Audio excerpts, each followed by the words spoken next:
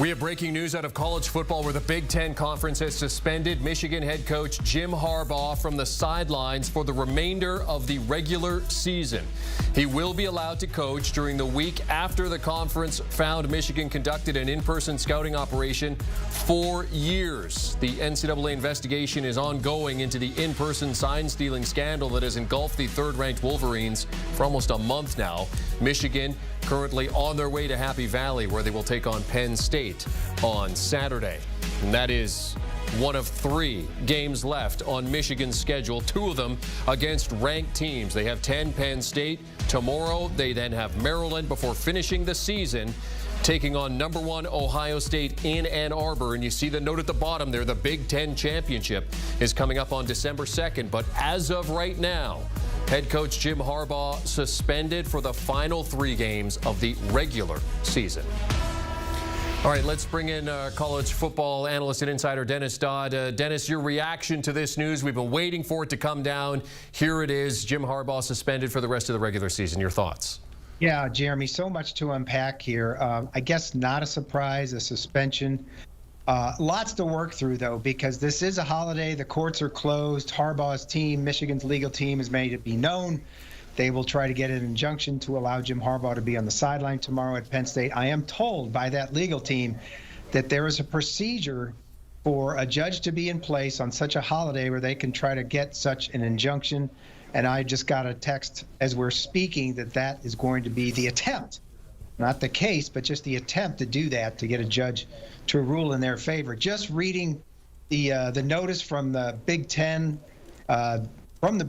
to Michigan right now, it is called, the cheating is called pervasive, and over a period of years dating back to at least 2021, the incidents are not isolated or haphazard.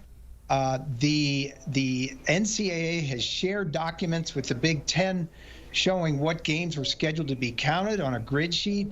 So this is pretty detailed stuff that the Big Ten has, and you got to assume it's part of the NCAA investigation, which, Jeremy, I just reported in a story I wrote this afternoon for the website that the NCAA has, quote-unquote, fast-tracked this case at a time when Jim Harbaugh is already being investigated for lying to the NCAA. If the enforcement staff doesn't decide to bundle these cases, in other words, put them at the same time, Michigan could potentially be in line for repeat violator status. And I don't have to tell you what that means, possible death penalty, but we shouldn't even go there because it hasn't been applied since SMU. It won't be applied here, but is on the table. Certainly serious allegations against Michigan. So, Dennis, what is the case that Michigan is going to try to make legally to try and get an injunction to prevent Harbaugh from serving the suspension now? Well, just what I and others wrote, that this is an NCAA investigation. There was no specific language in the sportsmanship policy dealing with advanced scouting. It just, it's mostly for fights. Juwan Howard got suspended, the basketball coach at Michigan, in February 22 for that brawl with the Wisconsin staff and players. That was a 4-game suspension. It's meant for stuff on the field. It's meant for stuff after the game. Certainly not as anything broad or elaborate as this. And in that 10-page response that they sent a couple days ago to the Big Ten, they made that clear. So they will try to get a judge to agree with them, to say this is unfair. It's probably unfair right now that Michigan is landing and getting such late notice, and try to get him back on the field. Dennis, there was also some reports this afternoon that the NCAA was looking to fast-track their investigation here to try and move things along, because as we know, things with the NCAA don't move quickly, and that it would probably be a season or 2 before Michigan could potentially face penalties. But now they're looking at fast-tracking that. From a Big Ten perspective, how much do you think the conference call last week with Tony Petitti and the other members of the Big Ten Conference influenced the speed with which the Big Ten has come to a decision here? Well, I haven't really seen something like this where you basically have every school in the conference, every AD, every opposing coach mad at Jim Harbaugh in Michigan that this happened. Obviously, they've probably seen some of this evidence that the NCAA and the Big Ten has. So I have not seen that before, but it was portrayed to Tony Petitti in that call or calls to, hey, you better do something or else. Don't ask me what the or else is.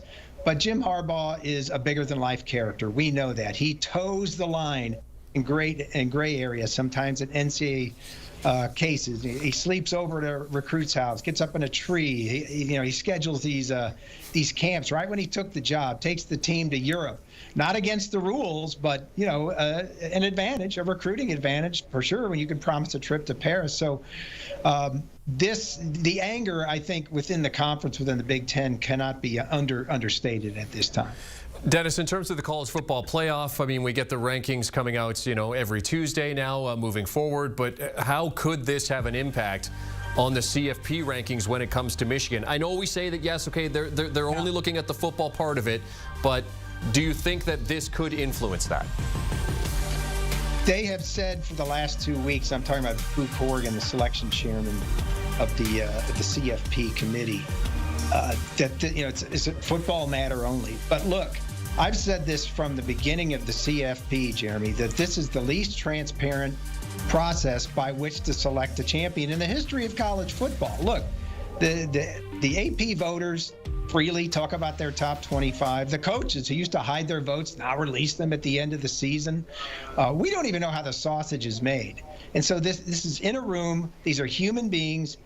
For some old timers, I guess, or I shouldn't say that. I should say hardliners. For some hardliners, they're going to vote a different way on Michigan because this is a quote-unquote integrity issue, absolutely having to do what's on the field, because if you have someone's plays, then that's an advantage nobody else has. And I know everybody does it. I hear that. But if you read the evidence, which I'm now just glancing over, nothing like this, nothing. So, as you said, I mean, you're kind of learning about this in real time because it is happening. It is kind of developing. I mean, in terms of a precedent that this sets for the Big Ten, I mean, what are your thoughts on how this can kind of evolve moving forward in terms of the precedent that it sets? Well, in this particular case, Jeremy, this can end tomorrow. I wrote a story this week about electronic communications where Football Oversight Committee and the Rules Committee is kind of halfway talked about it for a period of years. I can remember 20 years ago them talking about it. I'm talking about in-helmet communications.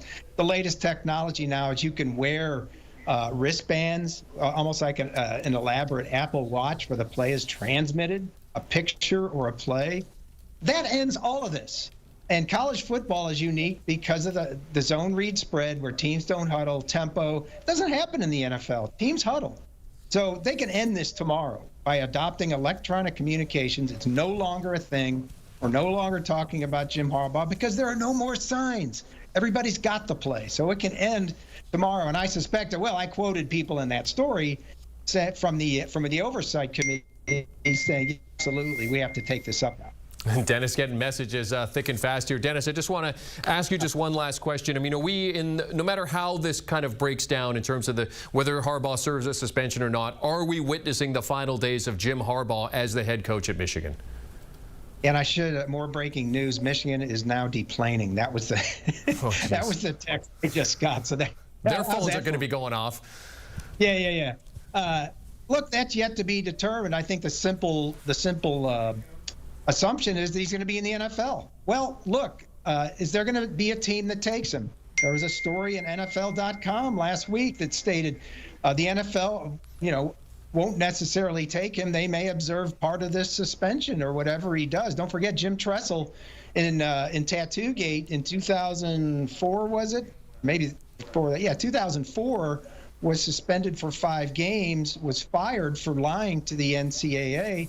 And the Indianapolis Colts observed the 5-game suspension. They didn't call it that. He just couldn't join them for 5 games. But look, Jeremy, there's got to be a team that'll take him. I don't think it's going to be the Bears if they make a change. I think the Raiders are a possibility. But look, this guy is a unique character. I've told the story many times. When he left Stanford when he left Stanford and moved on, there was all but applause in the Stanford athletic department just because of stuff like this, because of the quirky nature. They were not sad to see him go. So he knows how to coach. He's a hell of a coach. He's hard to work with. Somebody in the NFL, I suspect, will take him, but will there be an opening?